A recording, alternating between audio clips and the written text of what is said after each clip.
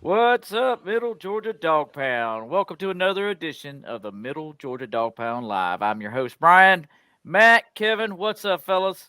What's up, brother? How you doing? Going on. Doing Go good, Dogs. doing good. Go Dogs, go Dogs. So, guys, we're here to recount a little bit of the Florida game, the Georgia-Florida game, where we took care of business down there in Jacksonville. Also, want to make sure that we pay homage to a damn good dog, Coach Vince Dooley. Got a few guests that are going to come on tonight, share some memories, and we'll roll some videos and try to do justice to Coach Dooley. I think we were talking about before the show come on. When you think about Georgia football, there's one name that comes to mind, and that's Coach Vince Dooley, synonymous with our program, and he is definitely going to be missed. But before we get into that, let's make sure to welcome all of our new guests that are coming on. If this is the first time you're on the show, visiting with us, make sure to go to StreamYard.com/Facebook. Give StreamYard permission to show your logo, your name, so we know who's commenting on the show. We definitely want to hear from you guys, so make sure to do that. And absolutely. Comment on the show. We'll be glad to show your comment. Looks like Hunter Ivy's already jumped in. What's up, fellas? There's been way too many DGDs passed lately. Yep, totally agree. But make sure you go on to StreamYard, give permission for them to show your face and your name so that we can know who's commenting. And then, of course, if you have a business or a product that you want to feature on our show, make sure you hit us up at middlegadawgpound@gmail.com. That's middlegadawg, like it's spelled like it's supposed to be, DAWG pound @gmail.com. So let's get into it, guys. Let's roll a little bit of footage, and then we will bring on some guests. What do you say? Let's do it.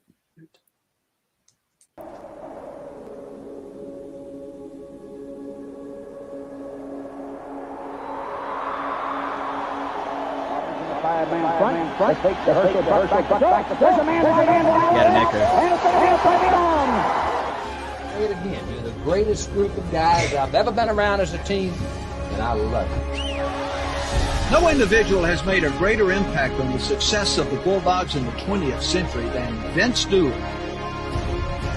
That'd have to be the golden years of Georgia football, 80, 81, 82. But that 4-year period, and it was as good a record as any team has ever had in modern football during a 4-year period. To be there at the end of the game and to know that your team is going to be named national champion is an experience that nobody will ever forget. You know, Coach Dooley has had an impact, first of all, on everybody that he's been in close proximity to, as a coach, as a teacher. There are all these things that he has done with great success.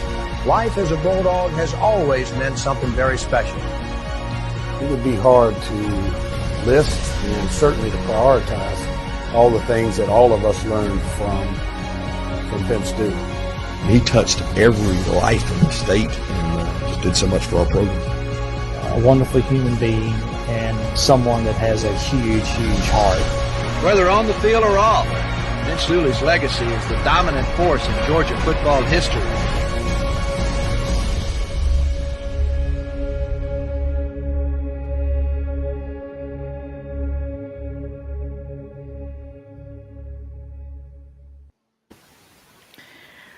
Well, I want to welcome into the show. Everybody already knows you, Bill, but Mr. Bill Krug, number 42. So thanks for you to come on, buddy, and share a few memories and thoughts of Coach Dooley. Definitely a sad day for us as we were going into that Georgia-Florida game, but give us your thoughts on your memories of Coach. I know you played for him there for a good many years, and what he meant to you. Excuse me.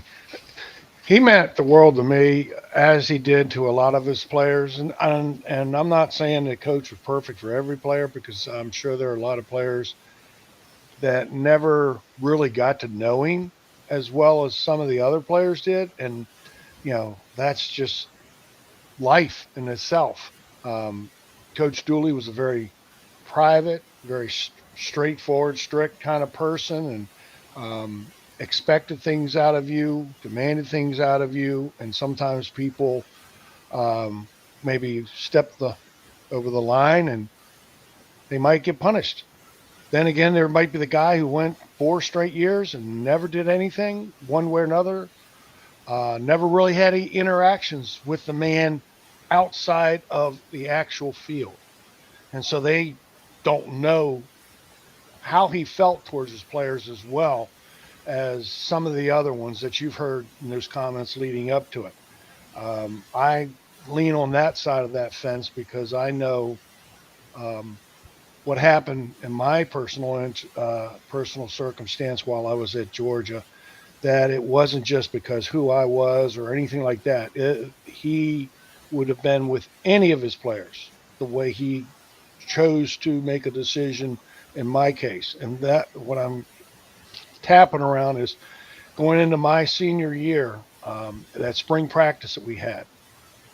I had just come back from Maryland where I grew up and everything. And I always went home to Maryland in between the seasons. We weren't rich in any way, shape, or form. So when people went off the spring break, I didn't have any money to do any of that good old stuff, have fun down there in Florida or Jekyll Island or wherever. I went home to Maryland, see family, be with family. And that's, be honest with you, I'm happy with that. I love my family and everything.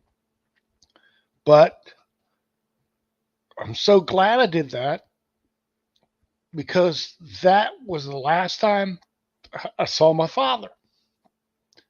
I hadn't even left. I hadn't even gone a week. He was the last person I saw on the front porch, waved goodbye to me. I came back, get back into the rigors of spring practice. And, I wasn't perfect. I was a lot like some of the other guys, but I was smart enough never to get my butt in trouble. I stayed out of trouble, kept my head down. Did I ever sneak out of the dorm sometimes when I wasn't supposed to, which a lot of guys did? Yeah, I did that, but I knew how to do it and be quiet about it and not get in trouble. But this one particular day, I had never, ever done anything like this before. It was my last spring, and I had an opportunity. I was in a fraternity, and Passes had a restaurant right there on Baxter, and they had $1 a pitcher in the spring. And I decided after class, because I always took first, second, and third class. I liked to get my 3 classes out and over and done with, have the rest of the day to myself if I wasn't at practice and doing that, especially in the spring. And I went out drinking with a fraternity brother of mine for about 2 hours, 2.5 hours. We had a couple pitchers. And then I came back and went right to the Coliseum to get ready for practice. And we had a black gentleman called Squab that always sat there. He was like our little security guy, but he was he was a manager, equipment manager type, but he was in his late 70s, almost to 80s at that point. And he checked, he checked everybody in, make sure. And this particular day, as I walked up to go in, he goes, Krug. I said, hey, Squabby. He goes, Coach Pyburn's looking for you. Coach Dooley wants to see you. And I said, oh, my goodness gracious. I've been spotted out in town. I'm busted. I'm thinking, oh, my goodness gracious. So I had to wait right there. I wanted to run into the bathroom and find out, or back in the players thing, if somebody had any gum or something. But I couldn't, because Coach Pyburn walked out, who was my position coach, walked out of the coach's office before I got to get into the players section and said, Coach Dooley wants to see you right away. I said, okay. And we had to go up 3 flights of stairs to get to his office. And I let him get well ahead of me, because there I'm breathing beer breath on my way up those steps. And I'm thinking, oh my goodness, what am I going to say? What am I going to say? So I get up there, go into the outer office where his secretary was, and she told me sit down, and I sit down. I'm sitting there, and I look across the hallway, and there's all the coaches. They're all talking. Pyburn goes in, starts talking to them, and then all of a sudden I see them looking at me. And I'm thinking, oh, please, Lord. They have really nailed my backside this time. I've done something wrong. I said, oh, my goodness gracious. So finally, Dooley gets off the phone and calls me in. I come in, and I stayed as far away from the man as I could, because I'm thinking beer breath. And at that point, he says, Bill, I got some bad news for you. We've been looking for you all morning long. We knew where your classes were, but we couldn't find you after you got out of your last class. And he says, I got some bad news for you. He says, your father died this morning. And I, at that point, I'm just floored. I didn't really know what to say. Everything went out my head. And he goes, I want you to go over to the coach's office, and I want you to give your mother a call and your family a call.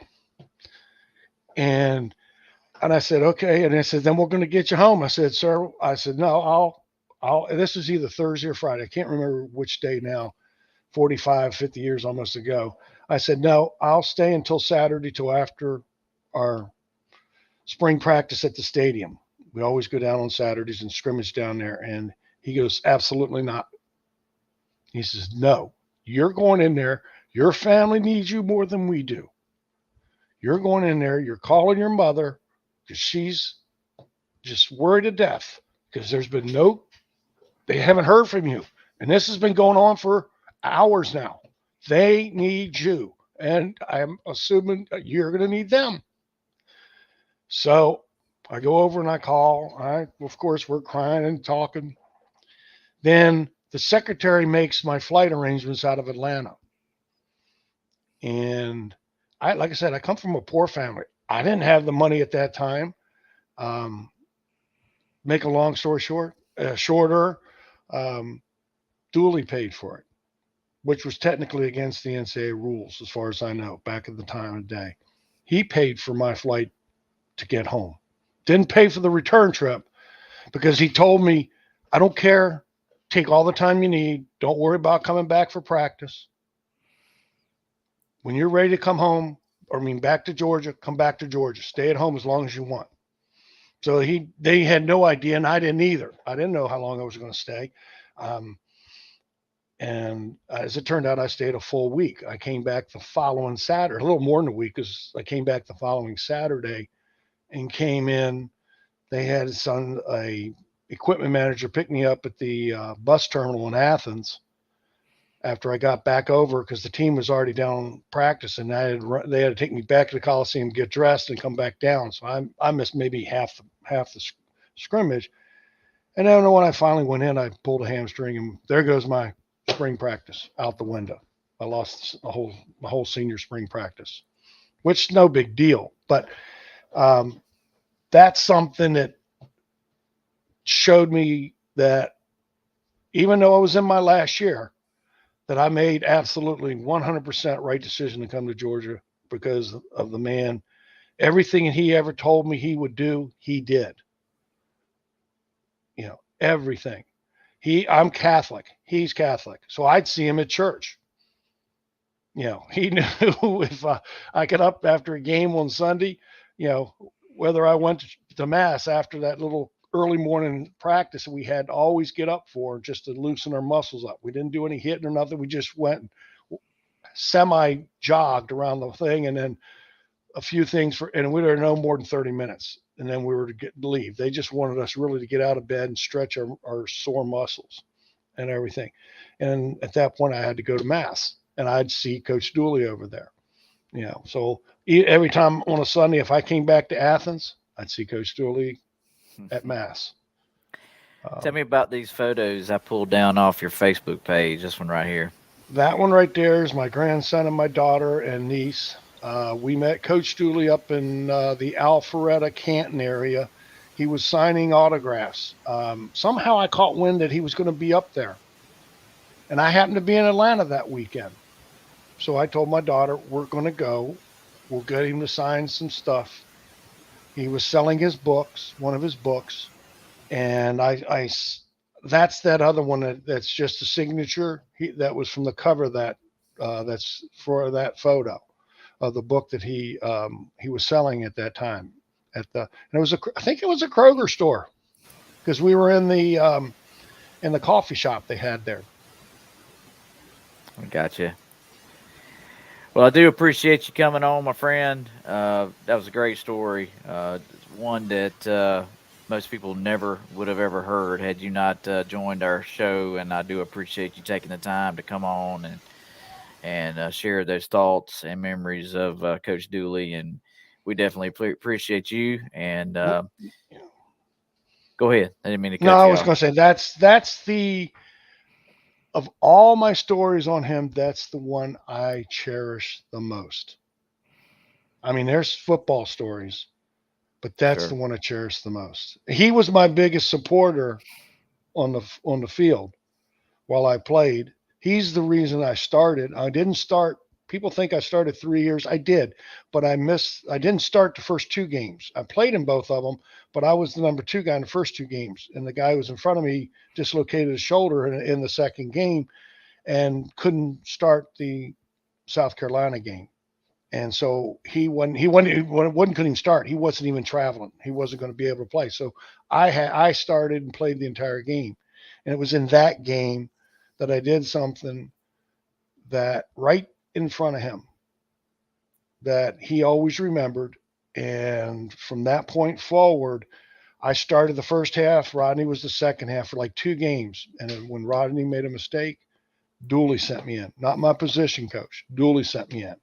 I come off the field after that set of downs, and Pyron would chew me out. Why'd you go in there for Rodney? I said, Coach Dooley. Oh, okay. Well, Rodney's back in. So I told Rodney, you're back in. And this went on for 2 games. And after that, I know it was Dooley that said, no, he's our starter from now on.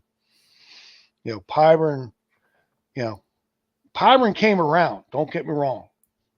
But he was loyal to the guys that he originally would make starters. And I can respect that. If I've been in Rodney's shoes, I'd have appreciated that out of Pyron.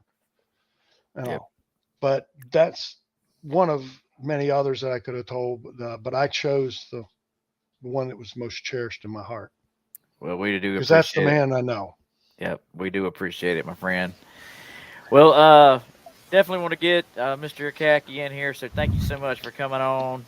And let's roll that next footage so I can bring on John Akacki. Before I do that, let me catch some comments here. Let's see. Hunter Ivy said, that's how I met Coach Dooley. He was doing a book signing at Kroger. He signed the book of football and another book that he signed for my grandpa many, many years ago. That's cool. That's cool. All right, let's roll this next footage.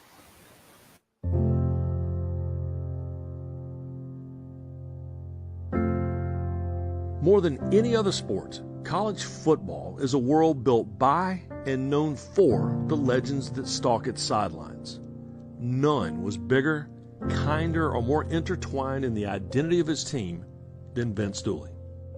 Dooley actually played for and graduated from Auburn, but in 1963, when one of his alma mater's biggest rivals came calling with a head coaching job, 31-year-old Vince Dooley said yes and became a Georgia Bulldog for life. Over 25 seasons, Dooley won 201 games, 6 SEC championships, and the 1980 national title. From 1979 until 2004, he also served as athletic director, a post he held for more than a decade and a half after stepping down as coach. But those who knew Vince Dooley don't talk about stats, wins, or trophies. They talk about the man, the leader, the husband and father, the legend who never acted like one, who remained a mainstay on campus his entire life, constantly seeking to educate himself and everyone around him. To many of us, his lasting image will be the last time we saw him, 9 months ago in Indianapolis, standing on the field among the people he loved most as they celebrated another national title together. Vince Dooley, a damn good dog.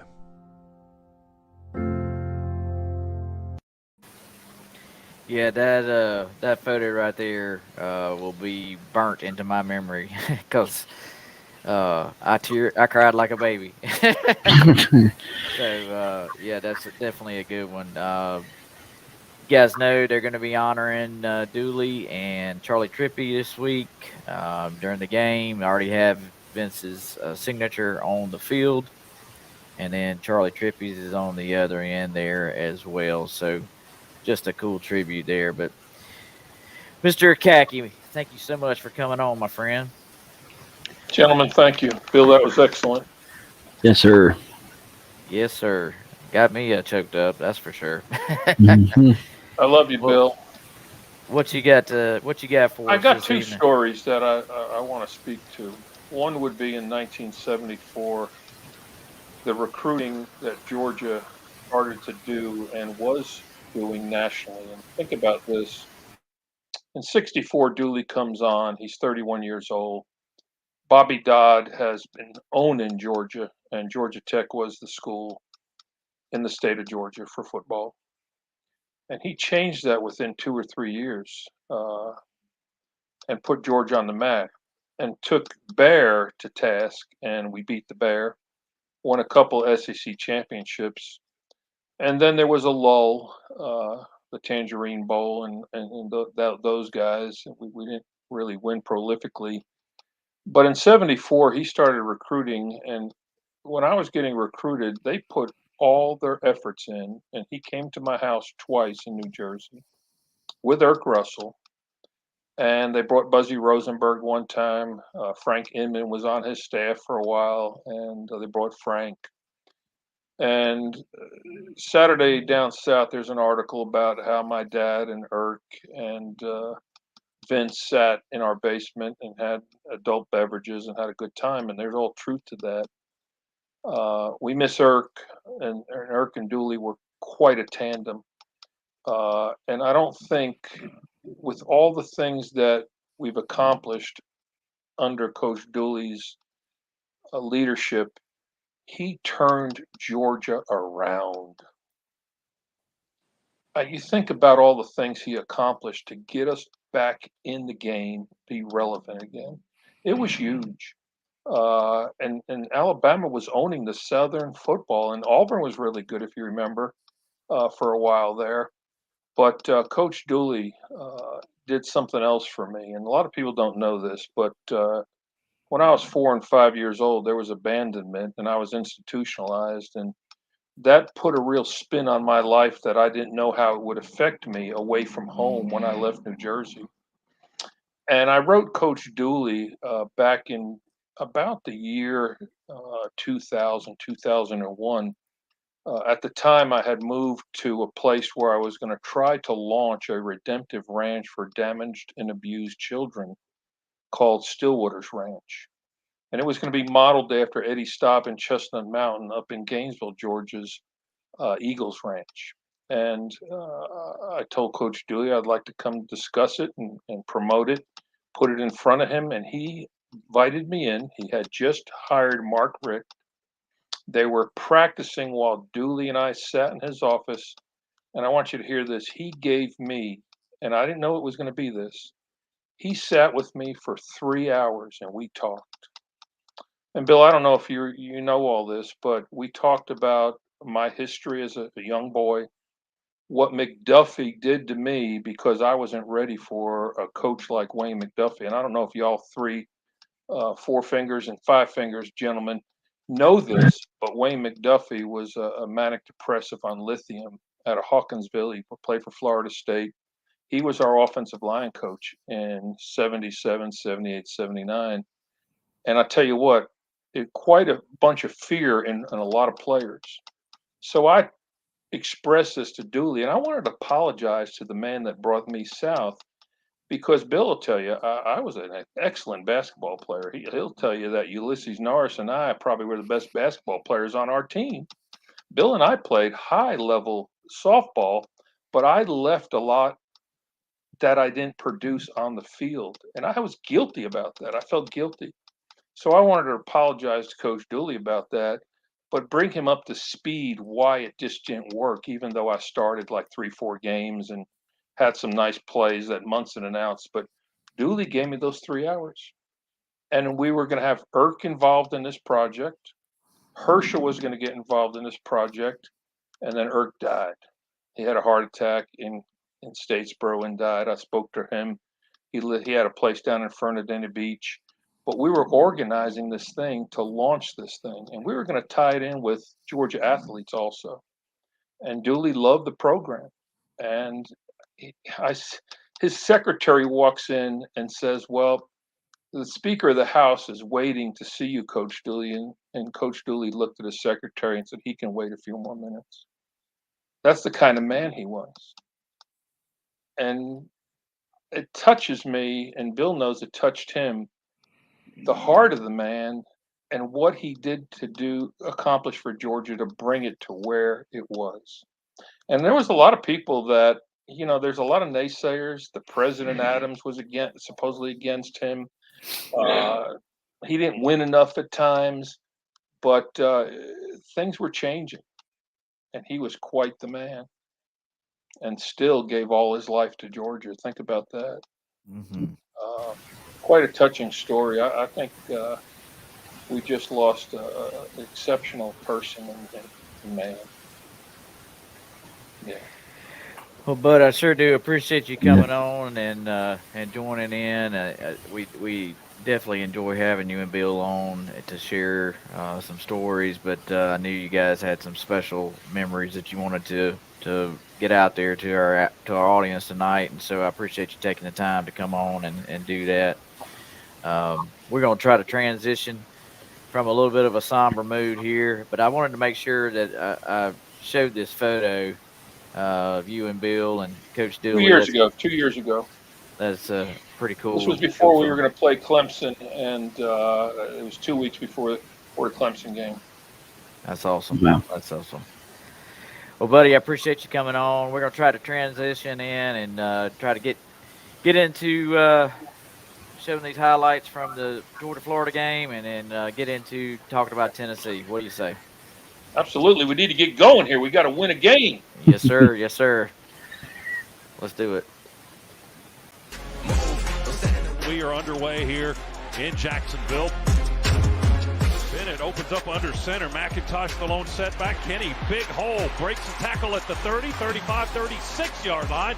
11 yards and a first down on the first play of the game. Play fake Bennett stands with time in the pocket, throws, and passes caught. Brock Bowers with 2 Gators trailing him.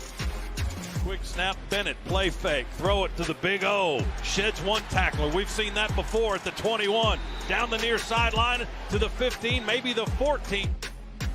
Dogs on the doorstep here early in this ballgame. Quick throw left to Bell. He got a block. Bell, 5, 3, 1, dives, comes up short of the goal line. Dylan Bell caught it on a slant from the left. Got a key block from Bowers. Got it down to the 1. It's goal to go. Dogs up to the line quickly. Trying to score first. Snap back to Bennett. Give it to Edwards. He drives. Touchdown, I think. Yeah!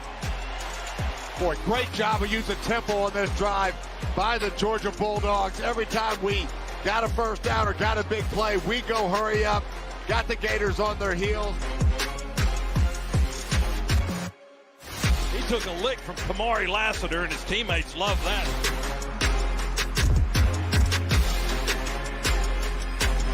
Edwards, he's got the first down, +5, +10, +15, dragging a man 16, 17, 18 yards down to the 27-yard line. First down. Dogs just punching Florida in the mouth here in the first 15 minutes. Play fake. Bennett throws it wide open. Big O, 15, 10, 5, 3 as he spins down to the 1. Dogs going quickly to give it to McIntosh. He drives in straight. We try to push him with Washington. They'll push him in the end zone. Touchdown, Georgia. Boy, the offensive line for Georgia right now. Florida, no chance, even with all that size that the Gators have up front. The Dogs have got them on skates, just pushing them back 4 or 5 yards every single play.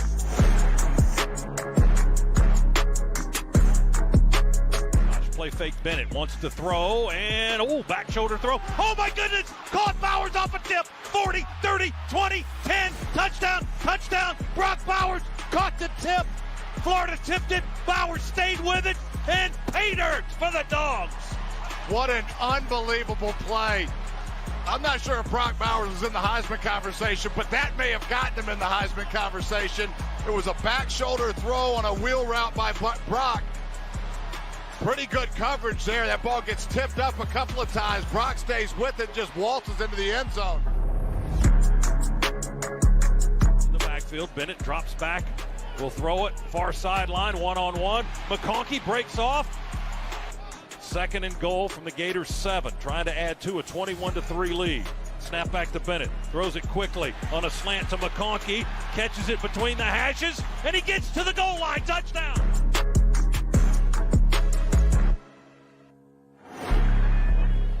Dejon takes the handoff. He fake left, drives right, shoots out of the gap, shoots out of the pile, and into the end zone for the touchdown. He shot out of the pile to the right and just came out with nobody chasing him as he goes into the end zone for the 22-yard touchdown run. Van Pran with a snap back, handed to McIntosh. Gaping hole at left guard. The Gators recover as a linebacker, but then our line pushes him into the end zone. Touchdown! And we've got a final score from Jacksonville. Georgia 42, Florida 20, and Georgia with maybe a game ball for Coach Vince Dooley after this.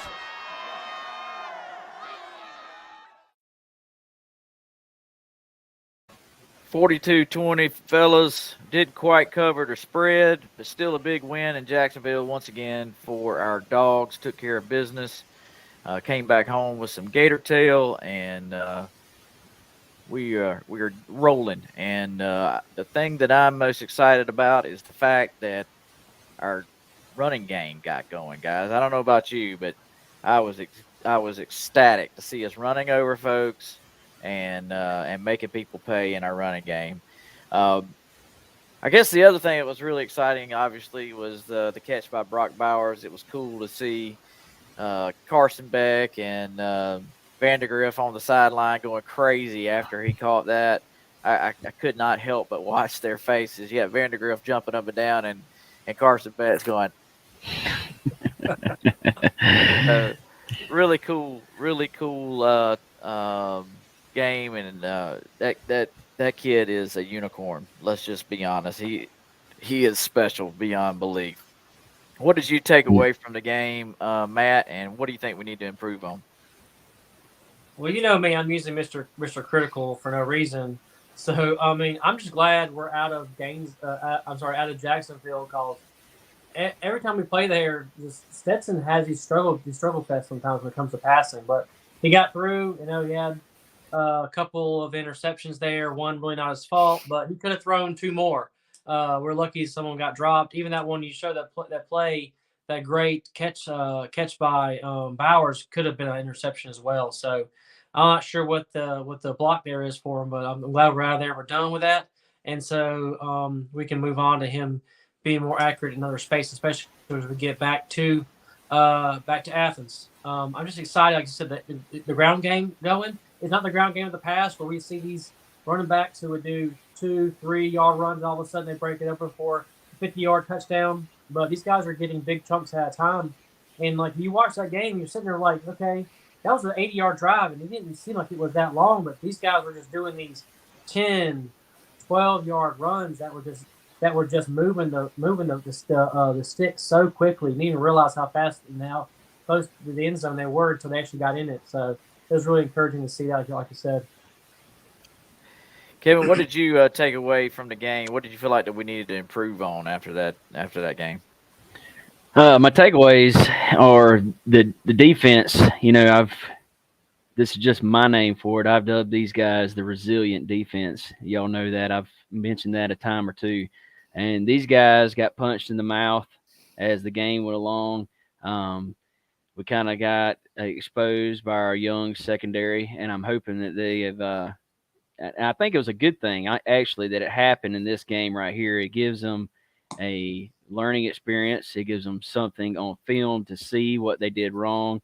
The spot that I see, when Starks pulled up to make a play on the ball instead of going to make the tackle, and that ended up being a long pass for a touchdown. I think that is one thing that could be a blessing in disguise. You know, even though they did score on that play, it kind of felt like the momentum was shifting. But the good thing on that side is you never saw any quit in either side of the ball, on the offensive or defensive side. It's like these guys, the offense picked up the defense and says, "Don't worry," and they drove right down and scored, and offset that big touchdown. I think that this young secondary learned a lot in this game, even with the points that were put up. I think that's going to factor into this coming week with what we're about to face. Yeah, I totally agree. Totally agree. John Morgan says amazing catch by Brock Bowers. And Dad says, got to keep from making turnovers. Yeah, I totally agree. Cannot have any turnovers this next week. Any final thoughts about Florida before we flush that? Because I know we're all dying to get into this Tennessee matchup because this is going to consume us, guys. Yeah. None. None. Let's roll that Tennessee highlight footage. Coach, you got a big one next week. Obviously, everybody's looking forward to Tennessee coming to town. Can you speak to the fans and, kind of emphasize the point of what next week means coming to our building? Yeah, we're going to have a special environment. I know everybody will be fired up. We need our fans to be at an all-time high, and I promise you all the fans in Knoxville are going to be trying to buy the tickets, and we better have all the red and black in the stadium. Next week is going to be a very interesting game between the hedges. And a game that very well could represent the SEC East in Atlanta, Georgia, and Tennessee. At number 3. Oh! Georgia denied a 1 versus 2 matchup. Y'all, it has never been bigger in Sanford Stadium than it's going to be on Saturday. It's never been bigger than this.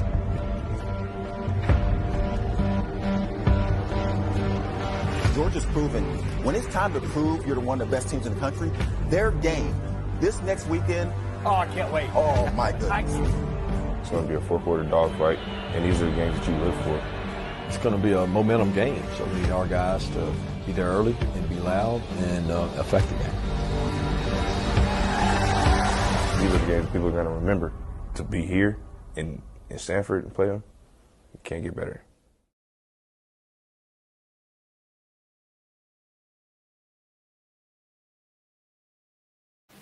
Ready to go. Cannot wait. As you guys know, College Game Day is going to be on hand. SEC Nation is going to be on hand. Just found out Luke Bryan is going to be the guest picker for College Game Day on Saturday, so that should be interesting. And I don't know if you guys have seen this post, but it has got me fired up. I'm telling you, there couldn't have been a better bulletin board material put out than this post by Eric Ainge. He's a unknown, do nothing, know nothing, Tennessee flubby quarterback that is a host of a radio show up there. and he makes this post like he's done something in his time. But playing between the hedges is overrated. Not that loud and definitely not intimidating. It's nothing like playing in Neyland. Vols will be just fine in Athens.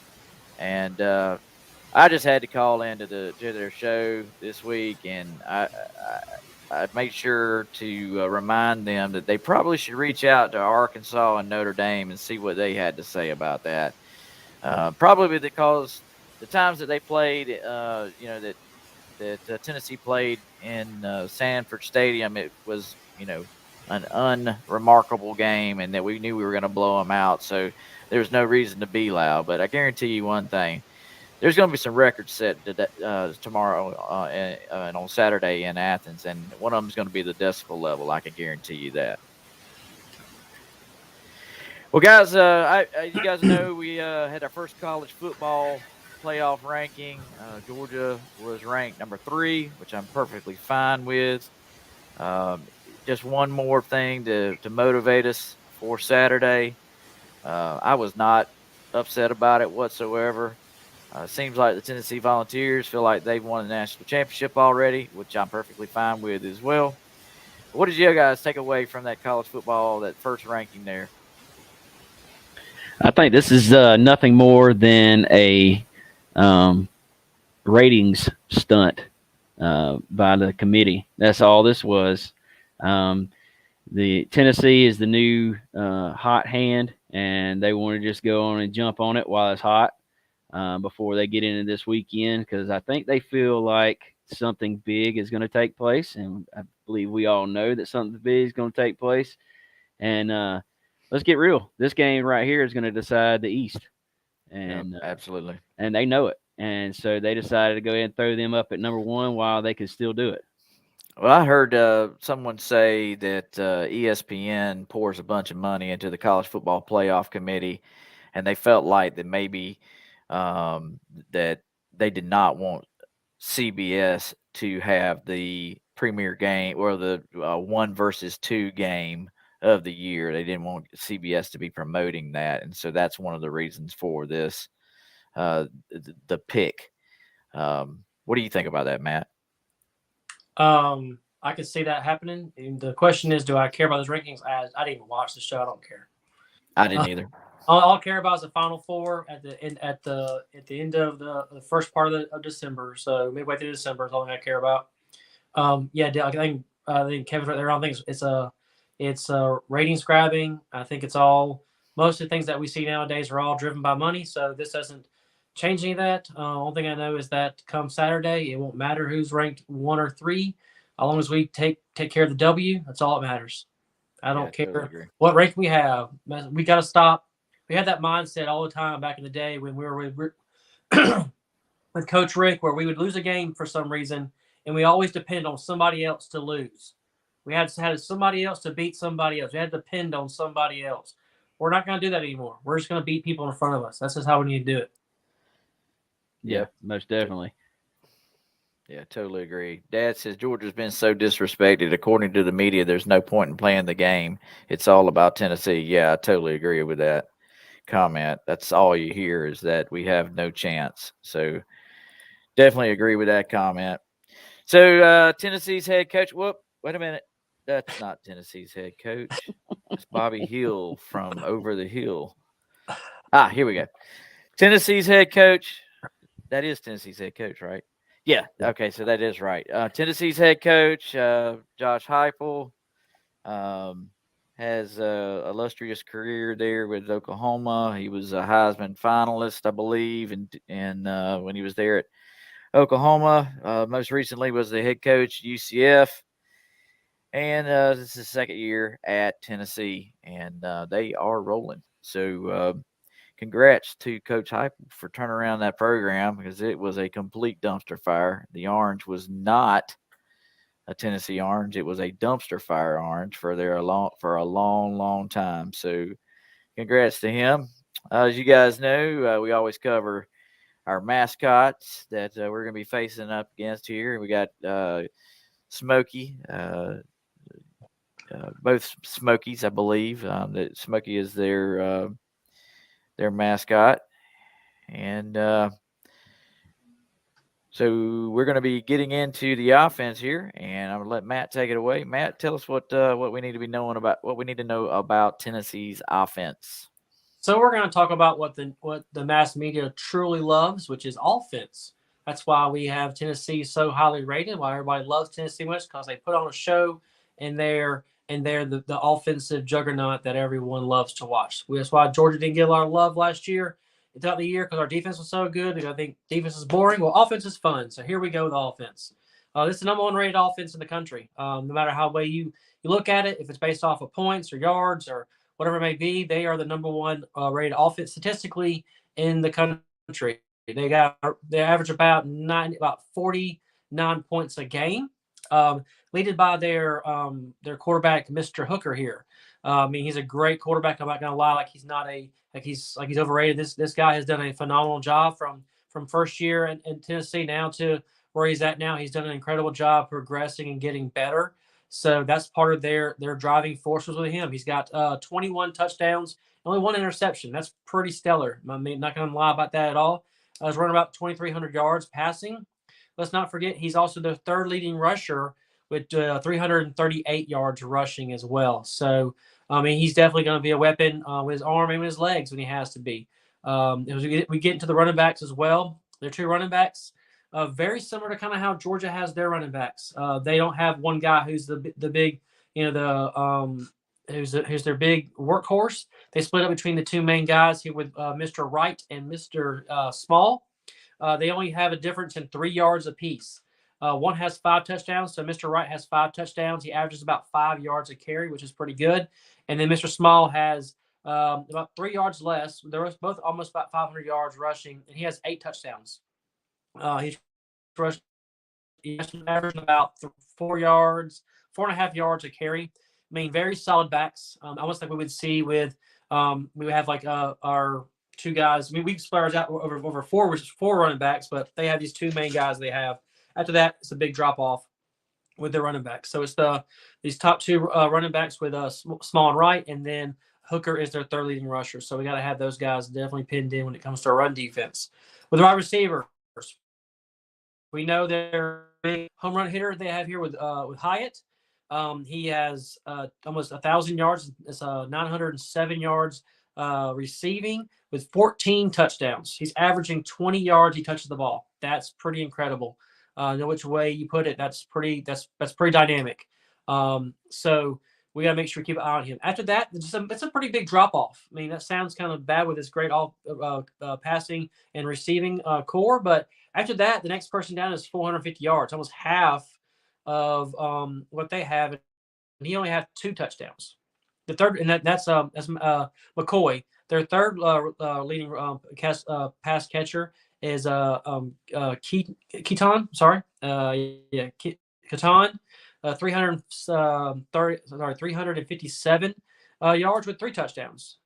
All these guys are averaging at least 15, 17 yards a catch. So these guys are good guys in space. That's what they like to do, get the guys on the outside, get them up in space. A lot of confusion is what we're going to see. So even we look at what Kevin mentioned a little bit ago when Starks got beat on that play last week. There's a lot of things they're going to do. They're going to try to put these slant patterns together. They're going to try guys on the outside. They're going to move at a fast pace to keep our defense not being able to substitute.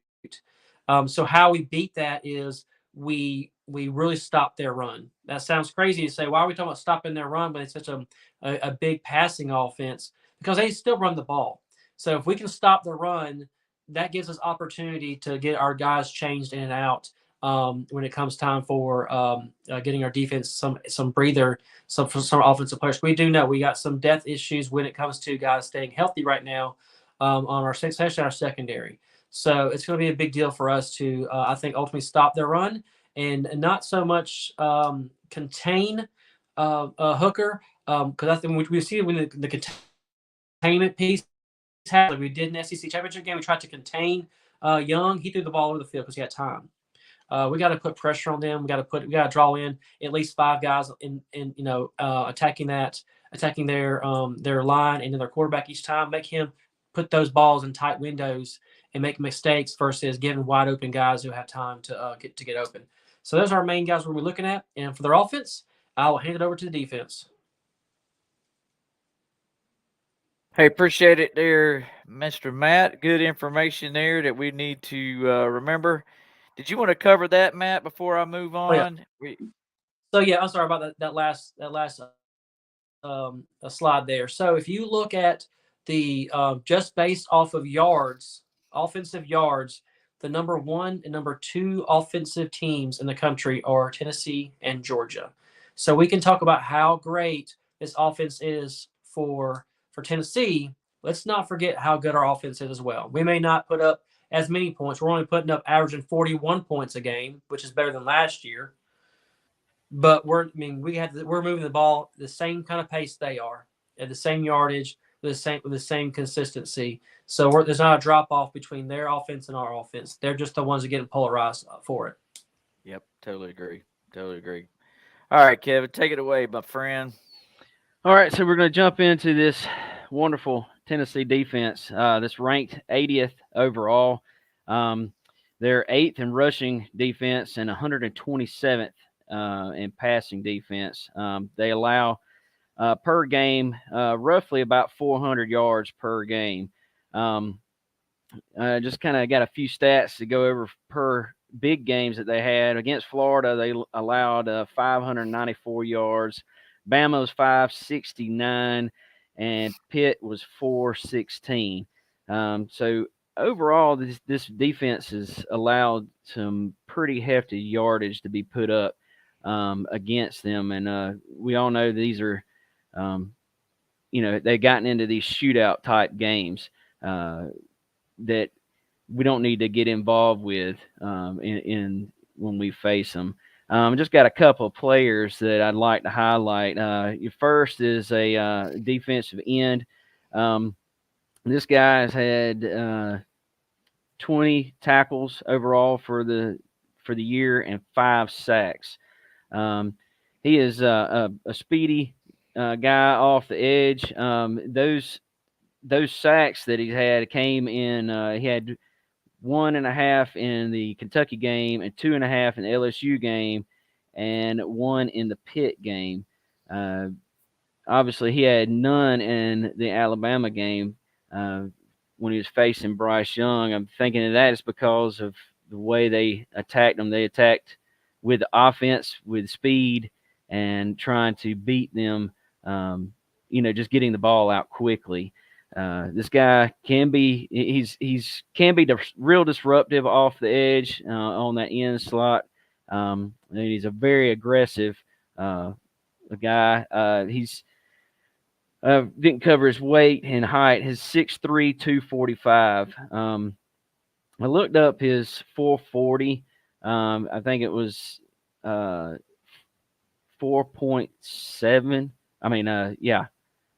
4.7. Is what he ran the 40. So he's pretty aggressive in. The next player I have is Trayvon Flowers. He's a safety. He's a senior. He's 5'11", 200 pounds. He leads the team in tackles with 46 tackles, 1 sack, 1 forced fumble, and 2 interceptions.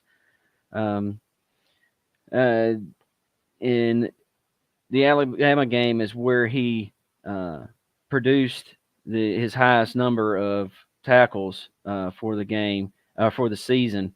That's kind of to be expected as many times as Alabama was throwing the ball down the field. This guy he's a pretty quick guy overall. He got to watch for him for the safety blitz. They like to set him up there to get after the quarterback and put him under duress. You kind of need to try to force the issue over the middle there. This seems to be where their hole is and their weak spot overall. The third player is Aaron Beasley. He's a linebacker. He's a middle linebacker. He's a senior, 6'1", 225. He's from Franklin, Georgia. This is their second leading tackler overall. It's 44 tackles. He put up a big game when they played Pitt. He amassed 14 tackles in that game. This guy is a fairly decent middle linebacker. He's a stalker. He doesn't over pursue. He sits back there and waits to see where the ball is going to go. You go back and you watch some of his plays in those games. He takes great angles to the ball.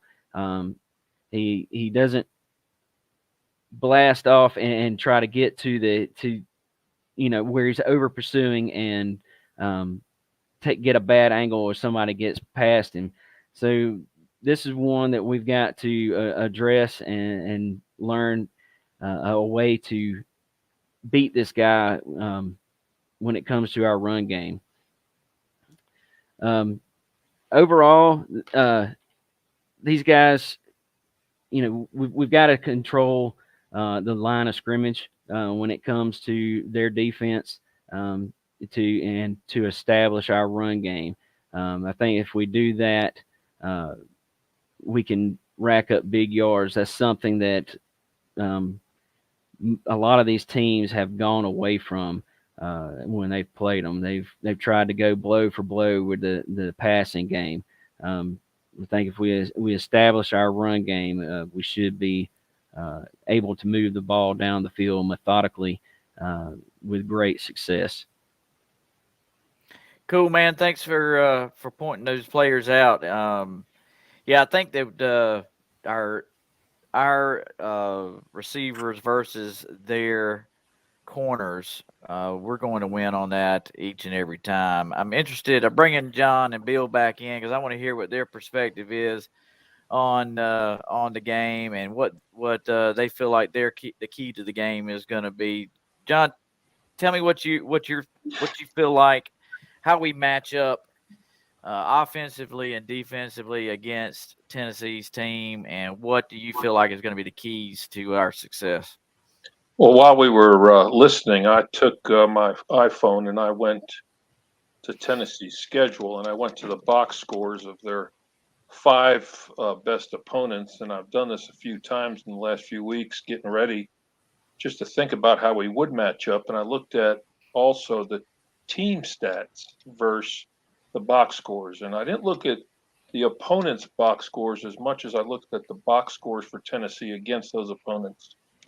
When they played Pittsburgh, Tillman and Hyatt had 20 catches, but they didn't have any touchdown catches, and their catches total yardage was about 40 yards. So Pitt did a good job jamming them, keeping them from going deep. As the season has gone on, at Alabama, Hyatt caught 6 balls, 5 of them for TDs. Alabama got burned ass. I mean, they went after Alabama deep the whole game, and they just throttled them. So, I mean, when they play a good defense like LSU, they scored 40. Against Florida, they scored 38. We can say those defenses are not that great. I mean, LSU had lost 2 of their best defensive linemen, if you remember, earlier on in the season. I think it was against Florida State. I think they lost a couple big guys. And then I looked at some of the things like first downs. Florida had 31 first downs. When Pitt played them, they both had 21 first downs. They both had 400 total yards. As the season's progressed, they have gotten a different identity of wanting to break you early and go deep. If we, and Bill will probably speak to this better than me, if we go man-to-man, we may have a problem. We'll probably play a zone, and I don't know what it's called, if it's cover 5 or whatever it's called, cover 2, but the safeties are probably going to be looking for the long ball as the corners are in zone. And we're going to probably give them the short passes and try to keep them from going deep like they do, trying to break you. They broke Kentucky early. Kentucky is not a passing team, even though Will Levis is a passer. He threw 3 picks. So they got behind the sticks and so forth, the yardage, and they couldn't catch up. Now, Kentucky really only had 200 total yards against Tennessee in the game last week or 2 weeks ago when they played them. I guess it was last week.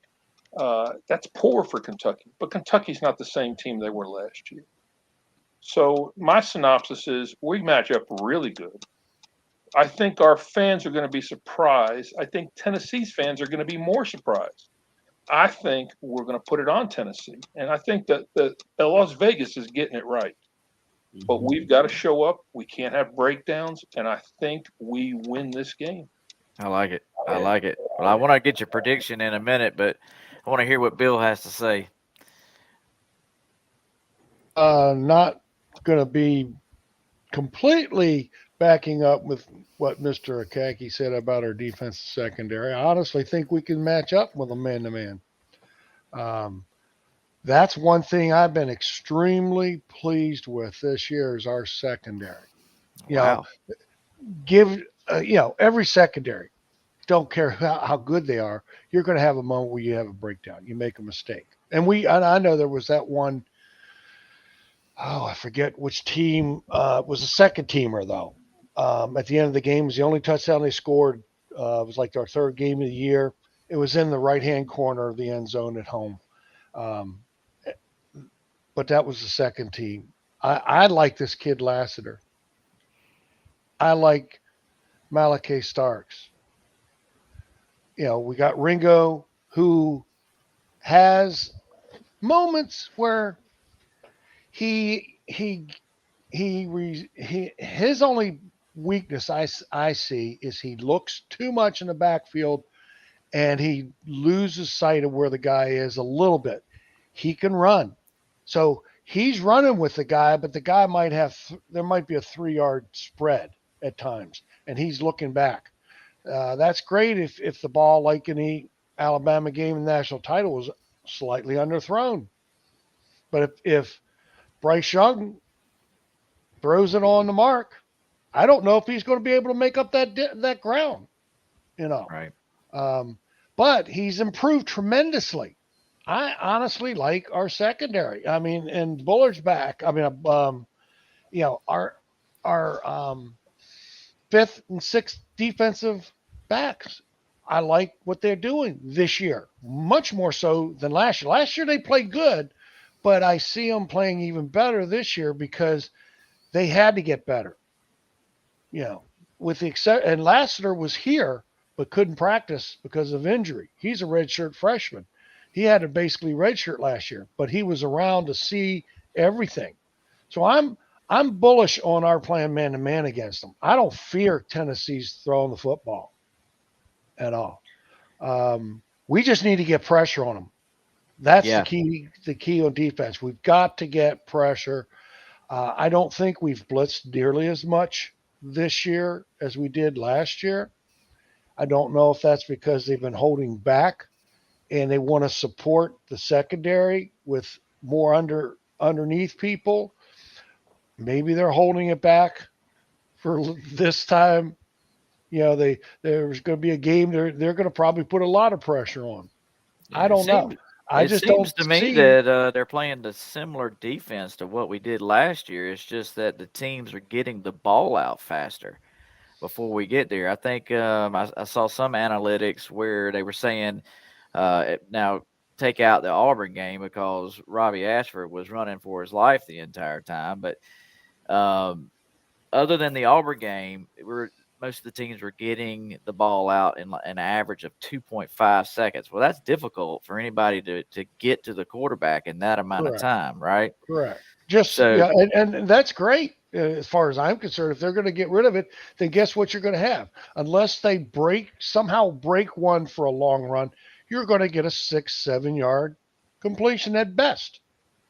It's too short. You don't have time to get the big gains unless you hit a seam. If you hit a seam, anybody, you're going to take it to the house. You're going to take it somewhere. But, this year we're not putting nearly as much pressure as we were last year, but we're not blitzing as much either. So there's a little trade-off. And Kirby, we're getting pressure. Don't get me wrong. I'm not saying we're not getting pressure. We're just not getting the sacks. Yeah. Yeah, And totally what agree. you just said may be true. They may be getting rid of it faster and everything. Well, if Tennessee thinks their offensive line can hold them off longer, then they're of course going to throw longer.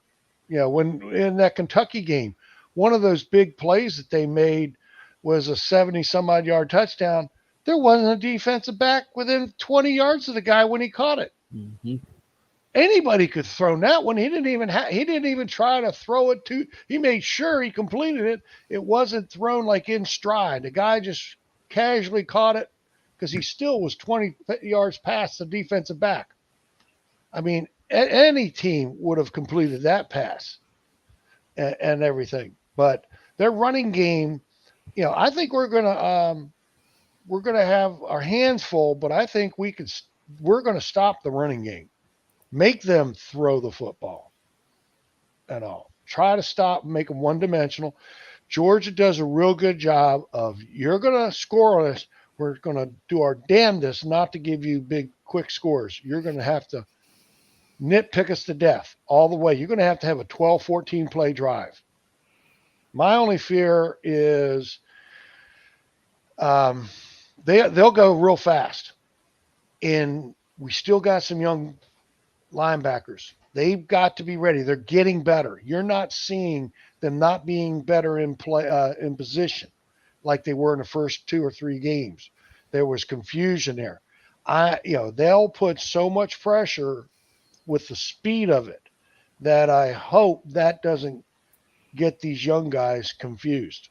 If they are ready for that type of pressure of go football, we'll be fine. We'll be fine. Because one of the stats that your brother brought up with the 2 wide receivers, 20 catches. How many yards was that, Kevin? No, that was Matt.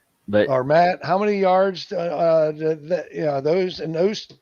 2 guys had 20 catches between them in the game.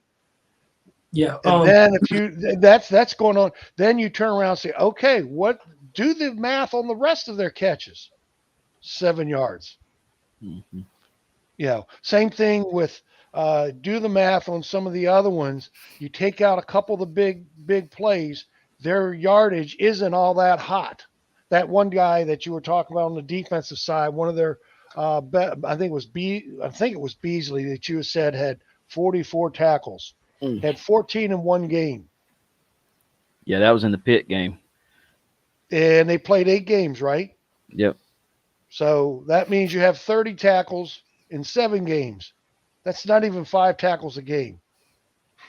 Yeah, he had 5 I'm not tackles. worried about a guy who's getting 4.25 tackles, not sacks, but tackles. 4.5, 4.25 out of your linebacker. He's not involved in the game nearly as much as you might think he is. He had 2 in the Zambezi, Alabama when game. I played, Zambezi had 160 tackles in a season, still or 200 something. You go back and see Ben's, he was averaging over 10 tackles a game. Yep, totally agree. That's a guy I would be fearing. One game, anybody could have one good game, maybe 2 good games, but game after game after game, it's a different story. John, that's why. Go ahead. I'm sorry. Oh, it's okay. I was going to ask John about the offensive line injuries that we've had the last game. We lose Truss and we lost who was the other? Mims. Marius Mims. Yep, that's right. How does that going to affect us? I don't think it's going to affect us at all. Truss is going to be fine. He's fine. That wasn't a severe injury, and the mild MCL. If Marius doesn't get his 3rd rotation in the game, so what? It's okay. But he's still going to be able to play in case there's injuries. So I think we're fine. In fact, I've watched our offensive line. They're the best offensive line in college football. They are dominating, absolutely destroying the line of scrimmage and defenses. I like it. When they want to block, they will block everybody off the field. I like Willick. Willick came in for Truss, and I thought we ran better. I thought Willock did a fabulous job. After he had to replace Truss. I didn't realize Truss went down. I just thought, well, they took him out because they feel like, same thing like Erickson. They took Erickson out last year a few times and brought in Truss, and we started running better. I thought that's what I didn't realize he got hurt. I knew Mims got hurt. Yeah, I think you didn't realize it. I got one more comment. Oh, go ahead. Since Kirby left Bama, Bama's defense has not been the same. That's right. They have regressed every year. And when Alabama almost beat Tennessee, that wasn't that physical of a game. Mm-hmm. This is going to be a physical game. Kirby Smart's going to make sure this is as physical as Tennessee has ever seen Georgia play, especially on offense. We're going to maul those asses. I heard Feinbaum this week called. Their secondary in Alabama sucks. Oh, yeah. They haven't had a good secondary in a long time. Yeah, John, it's funny you mentioned that. I heard Feinbaum this week call Alabama's defense elite. No, I'm sorry.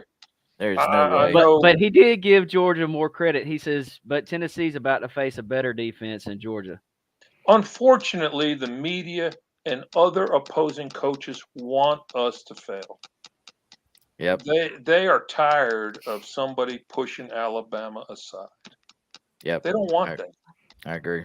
We're not the popular person in the room. Mm-hmm. So, Billy, the reason you didn't realize Truss went down last week was because our illustrious Gary Daniels kept calling Willock Truss. I finally realized Willock was in there when he did do that. Yes, you're right. Can you not read? I mean, they give you a number sheet, a roster, right? Read the roster. No, I understand, but I'm not John Akacki. I'm not a lineman, so I'm not really watching the linemen and what they do a hell of a lot. I'm talking about Gary Danielson. Oh, he yes. He kept calling Truss. He has spotters for that. So they're the ones that handed him a tell him Post-it. things, and his spotters are not doing the job. I really don't expect Gary Danielson as much as it is the spotter who's telling him, "Oh, that's Willock, dummy." It's not. That's right. Trust. That's right. Matt, got a question for you, my friend. Mm-hmm. Tell me, do you feel that in this game, the fact that we haven't been able to take the top off of a defense in any of our last, 4 or 5 games, do you think that's going to come into play here without us having AD? And everybody's saying that number 11, Arian Smith is 100%, but I only seen him on the field like once or twice. What's your feelings on taking the top off of defense to pull those safeties back in this game?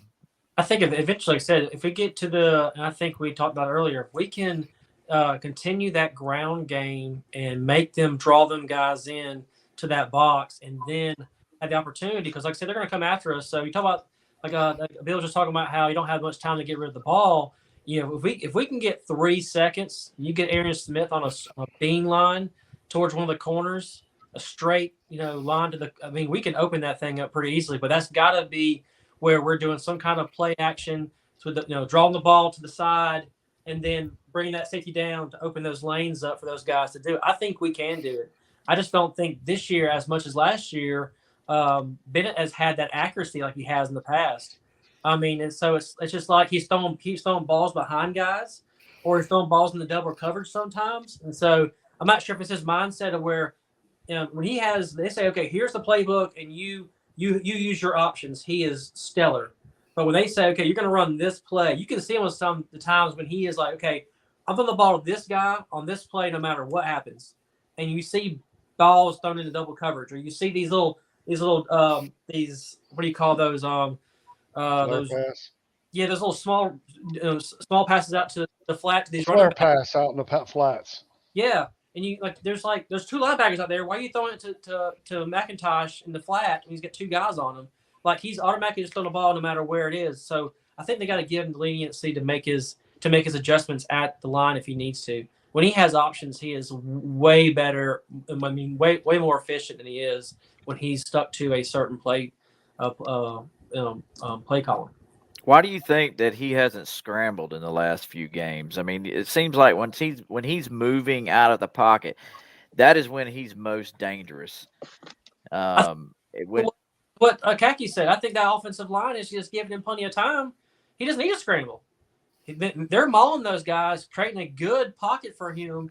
He hasn't needed to scramble as much, and so he just has his passes have not been on the mark like they have been in the past. So, when we go back and watch those games, I always watch the games once or twice after it's over with.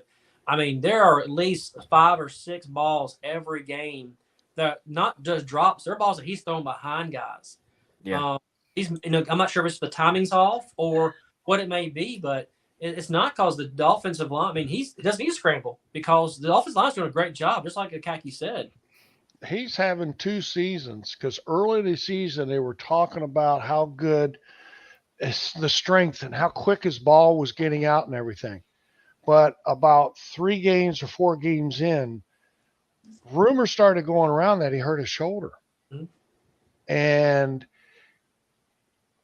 I don't know if it's true. I have no idea. I've never called up there to see if I could talk to somebody who might know if that's true. Then even that we got announced on TV in one of the games.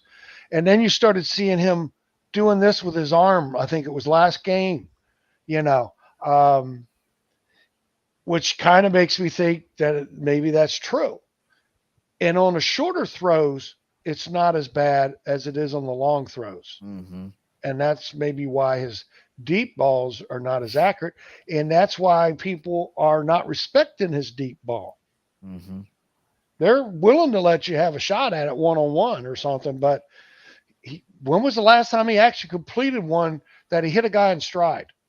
Not the guy had to slow down to catch it type deal. Yeah. But I personally think I would love to put Eric Gilbert, have Darnell Washington, Brock Bowers, and you could even put out there the 4th tight end, Delp. Yep. Who are you going to cover? Which one of your guys is going to cover him? Because the smallest guy of the 5 or 4, is 6'4", and I think that is Bowers. Mm-hmm. Delp 6'5", Reeks at least 6'5", if not 6'6", and Darnell 6'7". And okay, we're not going to beat you by running streaks, but we're going to have them run down and we're going to post them up 50-50 ball kind of situation right. with them. And I think we'd win that 70, 80% of the time. Yep. Like to see it more closer to the 20-yard line or 25-yard line on in. Because then they'd have to respect all of them because, you can't double all 4 of those guys. But I don't think we have that in our repertoire. I wish we did. So the analysts, Kevin, are saying that we can't get into a shootout with this team.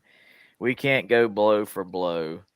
What do you think about that? I heard one radio show this week saying if Tennessee scores more than 30 points, they will win. What's your response to that? I think we can, but there's not going to be a need to. I think that I really feel like our defense will stop them. Now, are they going to score? Yes. But I think overall, we will stop their offense more than they will stop ours because they are soft through the middle, and our tight ends are going to wear them out over and over and over until we make them stop us. And honestly, I don't, like Bill was saying, I don't think that, if you put even if you just use Washington and Bowers like they've been using him, they're not going to stop those 2 guys. They're too big. They're too strong. It's just going to be an all-day tight end fest of wearing them out. And then they're going to pull the safeties up to try to help, and then that's when you hit them deep. Yep. And I did hear that in one of the radio shows this week. I try to listen to the opposing teams' radio shows and podcasts to kind of get a feel. And I've never heard a fan base more confident than this one is this week. And the national media too. We talked about it. The national media is not giving Georgia a chance, and that's perfectly fine with me. I could care less. I like us when we're the underdog. Am I nervous? Absolutely. But am I confident? Still, yes, I'm still confident. I think we can get it done. But yeah, the one thing that the Tennessee podcast and Tennessee radio shows consistently says that their defense has no answers for Brock Bowers and Darnell Washington, and I think that's going to be the difference maker for this game.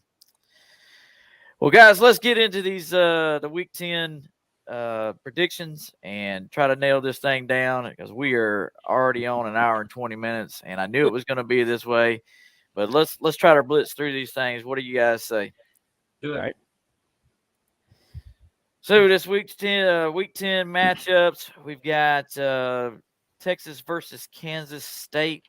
Kansas State is actually have Texas picked by 2.5 points. Mr. Matt, what do you think on this one, buddy? Kansas State. Next. I love it. I love it. Simple and quick. Kevin, what you think, bud? I have no idea why they're picking a weak Texas team, but I've got Kansas State 38-24. I like it. Mr. Akacki?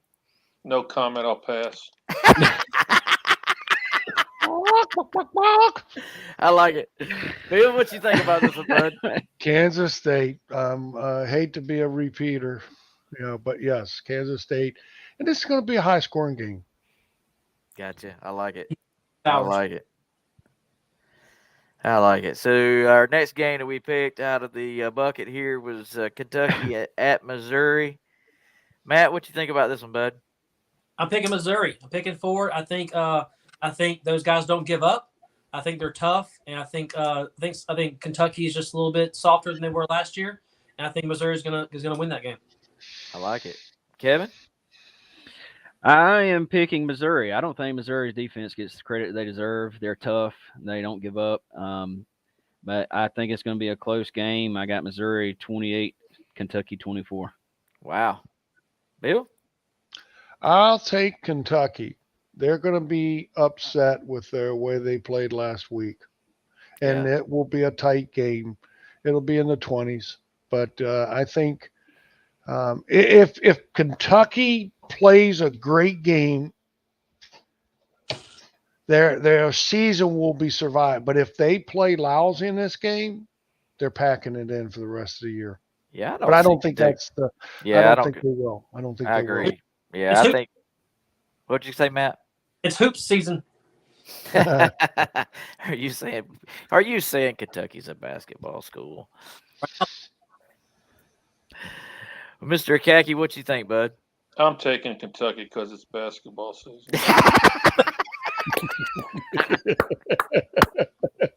I already had that said before he even said it. I love it. Man. I love it. I think Kentucky's going to come back in this one. I think their offense is going to have improved. I don't think Will Levis was 100% last week, so I agree with you guys on that. I think Kentucky wins this one in a close one, but I think they still take care of business. Matt, what you think about the Gators at A&M? Let me tell you something. I can't stand the Florida Gators, but every game I've watched them play every year, those guys do not give up. It doesn't matter. Except for last year. Offense and defensively, those guys. Wait a minute. And so, every game they played this year, even though they've lost or whatever, they didn't give up. Look at Tennessee; they're getting scorched. These guys didn't give up. Playing us, they didn't give up. And of course, we gave them the ball, turnovers. They didn't give up. I can't stand either one of these teams. Honestly, I hate to pick the Gators, but I'm going to pick them because I want to see Jimbo get fired this year. I know he's not going to get fired, but I want to see him just embarrassed after all his comments off season, all his recruiting crap. I'm just ready to see him lose another game. So I'm going to go Florida Gators the first time in my life. Wow. Kevin? Okay, this is the game that's going to set how the rest of set how A&M season has been going. and set how the rest of their season is going to continue to go. Jimbo has created a complete fiasco at Texas A&M, and he cannot reel it in. It started, like Matt said, it started in the off season, and it has continued through this season. Texas A&M fan base is going to be knocking down every door, every vault, every oil reserve that they can funnel themselves to get the money to pay out his contract to get him out of there after this game, because they are going to lose 32-18. Wow. Bill, what you think about this one, bud? This is a dumpster fire game. Neither team is worth its weight in horse manure because they both play like it. I think I'd rather see A&M win, but not. I'd like to see it a terrible game, lots of turnovers, with A&M just squeaking it out, because I hate Florida. I'm like Matt, I hate voting for them because we play them every year. We don't play A&M every year, even though I think Florida will beat them. I do think Florida will beat them, but I want to see A&M in a tight game. But I want to see it low scoring. I don't want to see it a shootout.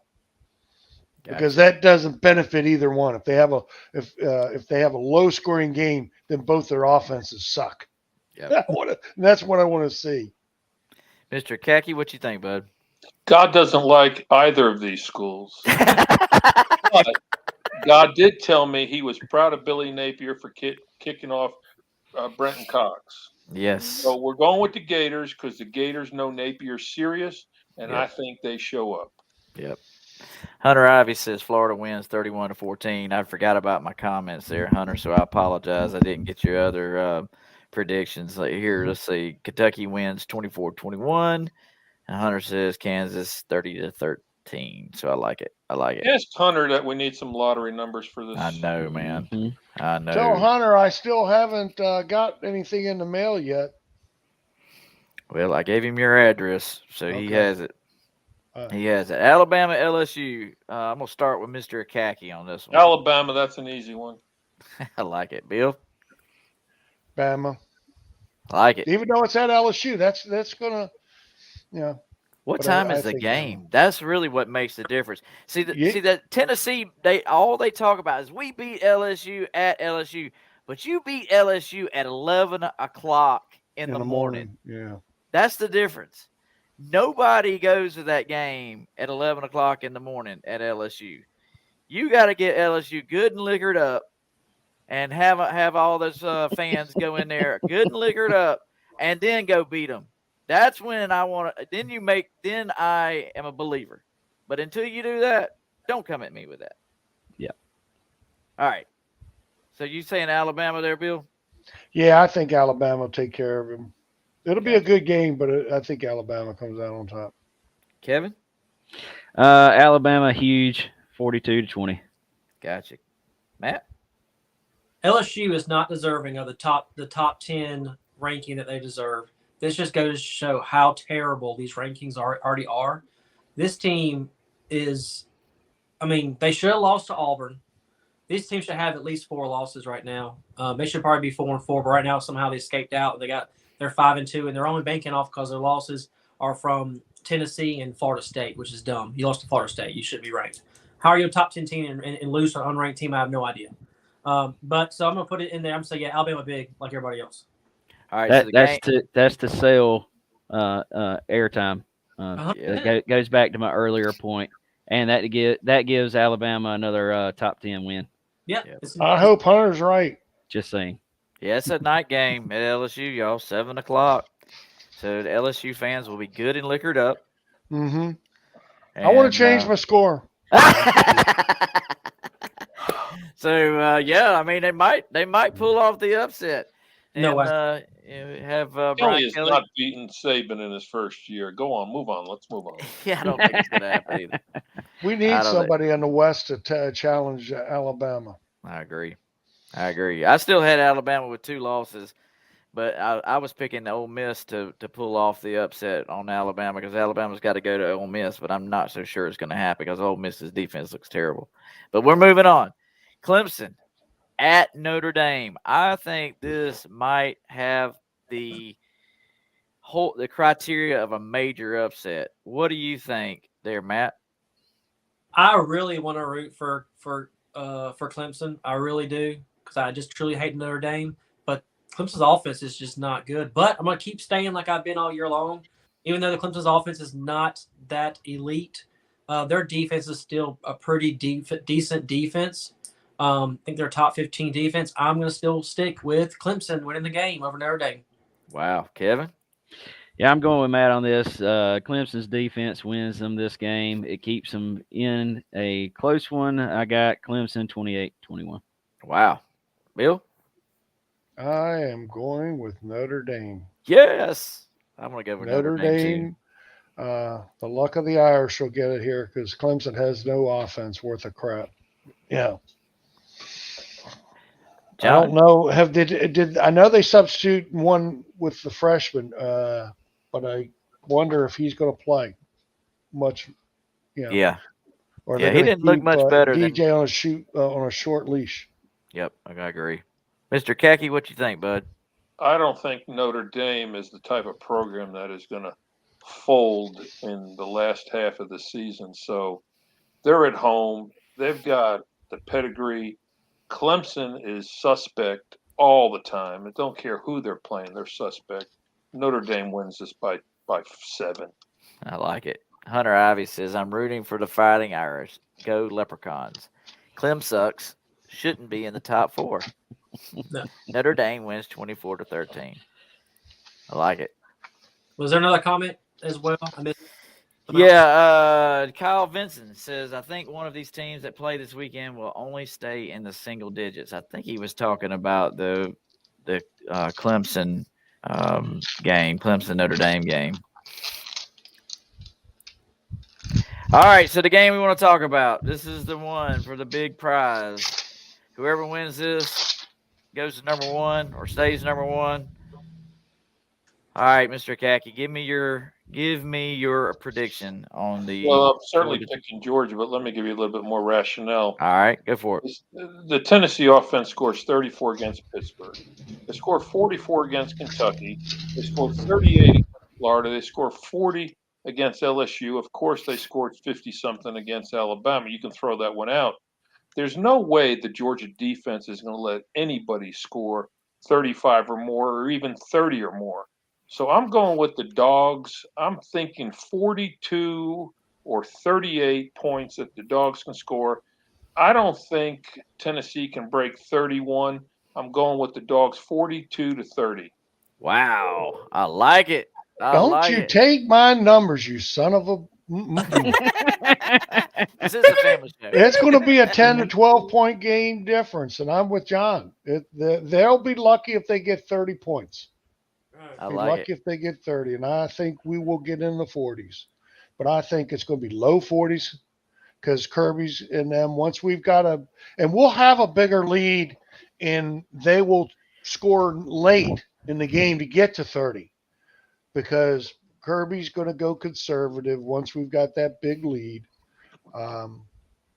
just to run the timeout because they run a fast offense. Yep, I agree. Matt, what you think, bud? Okay, so just don't shoot the messenger. So, pew, pew, pew. You can mute him if you want now. I told you guys at the beginning of the year that we would lose one game. And I'm turning this sucker off right now. Yep, this is the game that he you don't want to lose. You don't want me to see you in public. You do not want my statements. This is that I picked Georgia to lose. So I want to say Georgia wins this game, even though I'm, like Brian, as nervous as I can be, still worried about our secondary and how they can score points so fast. But I'm going to go, and I will say, if we can keep them under 30 points, that would be phenomenal. I think that would be a great stake. But I think the score will be 38-34. Georgia wins it. I like it. Kevin? Well, after listening to the two big dogs go before me, I feel a whole lot more confident about the score that I picked because I have got Georgia and their defense holding their own like I have been saying that they would do. This is my resilient defense. I got Georgia winning this game 42-28. I like it. I like it. Yeah, that would be so awesome. I thought he was going to go in between the numbers, 41-29. You know, I got a message from Hunter Ivy that he wants to take us all out for wings if Georgia wins. So let's hope we win, and Hunter Ivy's going to provide wings and beer for us. I might even come down there for that. That's Thank right. you, What I'm Hunter. talking about. We love you, Hunter. That's right. Come on. All right, so I'm going to go conservative here, guys. I like I said, I'm nervous. I know we got what our spread start off like 13 points or something. Then it went to 12.5. Then it dropped all the way to 8.5. And I think now we're at 8 points. So I think it's going to be closer. I'm going to go conservative. I'm going to say, I think I'm going to say 38-35. I think Georgia wins it by a field goal. No, not even. I hope that's not the case. I hope it's a blowout because it would sure feel better if it was a blowout. But my heart just can't take it to go all in on the dogs yet. And so anyway, I'm going conservative. Didn't you put up a stat, or not a stat, a comment by some Tennessee guy, Ainge? Yeah. About the volume. Yep, he evidently doesn't remember, and I can understand why the guy wouldn't want to remember 2 years ago when Tennessee came to Athens and had illegal procedures coming out of their ass. Mm-hmm. And one of them was Cade Mays once Mm-hmm. or twice.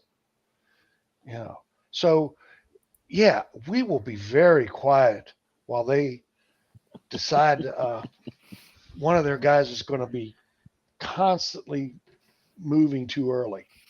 Don't you know Kirby printed this thing out right here and put it up on the bulletin board somewhere? Man, I know Vince would. I've been fired up about that all week long. I mean, I have been fired up. I'm like, you guys have no clue. Now, I'm sure Neyland's loud. I'm sure it is. I've never been to a game there, and I'm sure it's loud. He's never even been to Athens. I can promise. I've been you there. that. I was there when Herschel came off the bench. Hey, we got a commitment from Hunter Ivy over here. I like it. Up there. I will take y'all out for wings. You're darn right you are. You said you were. I love it. All right. Any final thoughts, guys, before we jump off this thing? We are an hour and 38 minutes in. So I'm going to tell you. I'm going to say one thing about Vince that will apply here tonight and what's going to happen on Saturday. Back in my first spring practice, before we started it in my freshman year, that was the year of the Tangerine Bowl. And I didn't have to come back because I lived so far away Live, Bill. for the pregame, in the month of December. I didn't know what went down. All I remember is watching the game on TV back in Maryland and how bad I could see how bad we played and everything. But Vince was very upset. When we went into that meeting room before spring practice started, he said, we're going to do two things this entire spring. And these two things are going to apply in this game. Block and tackle, block and tackle, block and tackle some more. We're going to be the more physical of the two.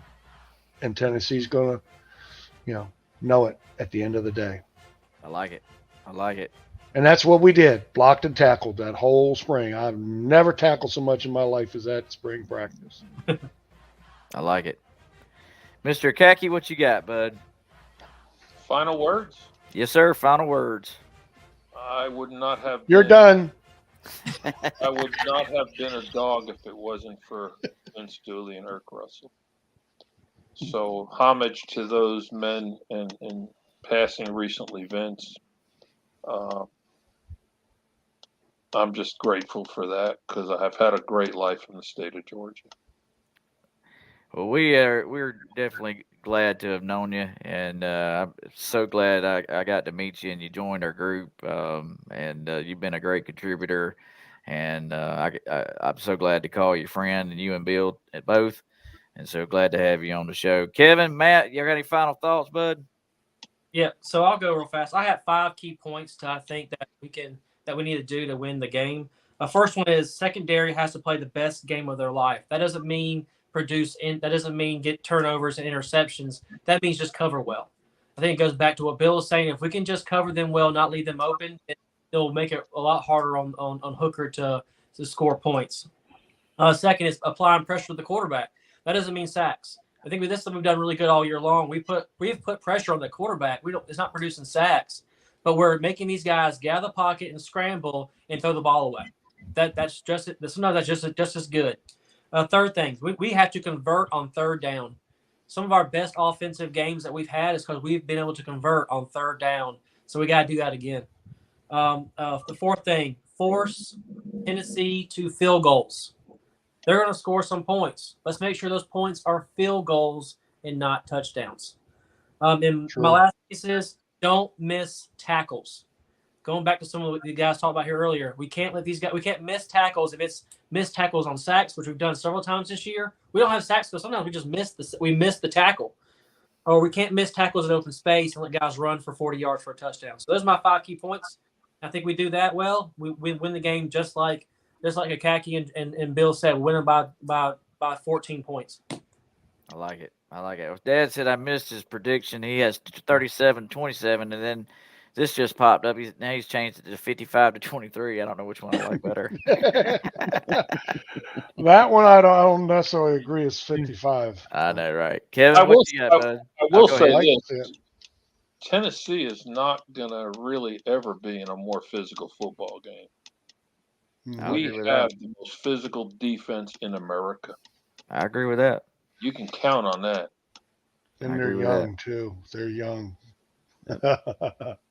Kevin, what you got, man? Final thoughts. I had a few keys, and I'm just blast through them real quick. We must control the line of scrimmage, offensive and defensive side of the ball.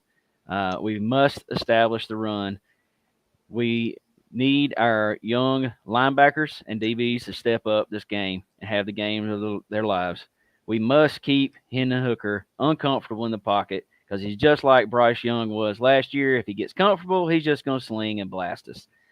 And we need Stetson Bennett to step up and be the captain of this team like we know he can be. Mm-hmm. I like it. Well, guys, sure do appreciate you guys coming on tonight. It's been a great show. Good stories from Bill and John, memories of Coach Vince Dooley. I do appreciate you guys jumping on and sharing your expertise.